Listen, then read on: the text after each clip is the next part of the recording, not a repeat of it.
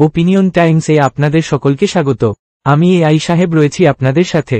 মঙ্গলবার খেলতে নামা আফগানিস্তান এবং বাংলাদেশের যেমন সুযোগ ছিল, তেমনি এই ম্যাচের উপর নির্ভর করছিল অস্ট্রেলিয়ার ভাগ্য। 3 দলের কাছেই সুযোগ ছিল টি-20 বিশ্বকাপের সেমিফাইনালে ওঠার। শেষ পর্যন্ত বাংলাদেশকে 8 রানে হারিয়ে সেমিফাইনালে আফগানিস্তান। ছিটকে গেল অস্ট্রেলিয়া। ম্যাচে প্রথমে ব্যাট করে 115 রান করে আফগানিস্তান। বাংলাদেশকে সেমিফাইনালে উঠতে হলে সেই রান করতে হতো 12 ওভারে, কিন্তু সেটা করতে পারলেন না সাকিব আল হাসানেরা। বৃষ্টির কারণে বারবার বন্ধ হল খেলা। বাংলাদেশের লক্ষ্যও বদলে গিয়েছিল। জয়ের জন্য 19 ওভারে 114 রান প্রয়োজন ছিল তাদের। শেষ পর্যন্ত 8 রানে হেরে গেল বাংলাদেশ।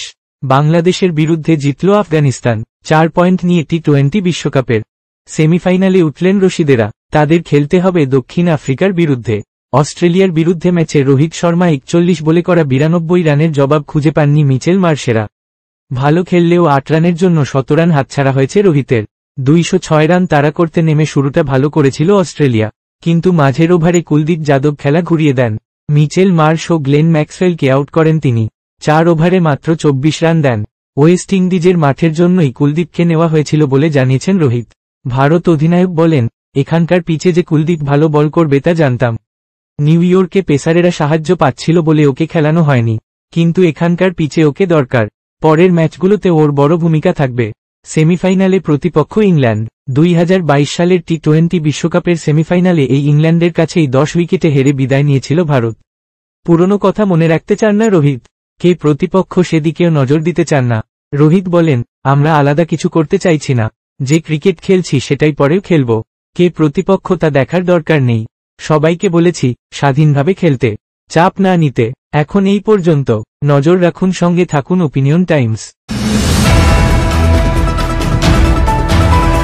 ওপিনিয়ন টাইমসে আপনাদের সকলকে স্বাগত। পশ্চিমবঙ্গে এই প্রথম বাংলা নিউজ পোর্টাল। আমি এআই দিয়াসিনী, আর আমার সাথে আছে আমি এআই আদিত্য। রাজনীতির ডান থেকে বামের সব খবর আমার সাথে। আমি এআই ঐশানী। খেলা থেকে বিনোদন, সঙ্গে থাকবে সেলিব্রিটিদের কুটকাচালির খবর। আমি এআই সিদ্ধার্থ। বাজার অর্থনীতি থেকে রাজনীতির ওঠাপড়া, কুর্সি বদলের সব খবর আমার সাথে।